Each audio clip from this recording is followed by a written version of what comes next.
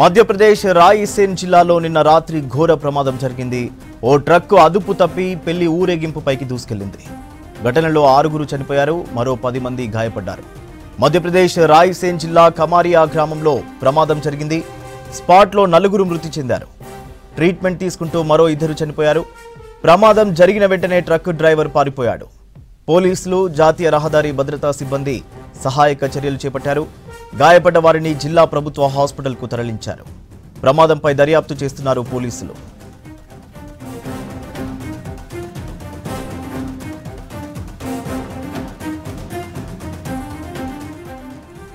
మధ్యప్రదేశ్ రాయసేన్ జిల్లాలో నిన్న రాత్రి ఘోర ప్రమాదం జరిగింది. ఓ ట్రక్కు అదుపు తప్పి పెళ్లి ఊరేగింపుపైకి దూసుకెళ్లింది. ఘటనలో 6 చనిపోయారు, మరో 10 మంది గాయపడ్డారు. మధ్యప్రదేశ్ రాయసేన్ జిల్లా కమారియా గ్రామంలో ప్రమాదం జరిగింది. స్పాట్లో 4 మృతి చెందారు. ట్రీట్మెంట్ తీసుకుంటూ మరో 2 చనిపోయారు. ప్రమాదం జరిగిన వెంటనే ట్రక్ డ్రైవర్ పారిపోయాడు.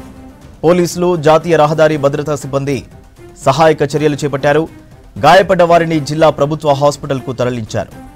ప్రమాదంపై దర్యాప్తు చేస్తున్నారు పోలీసులు.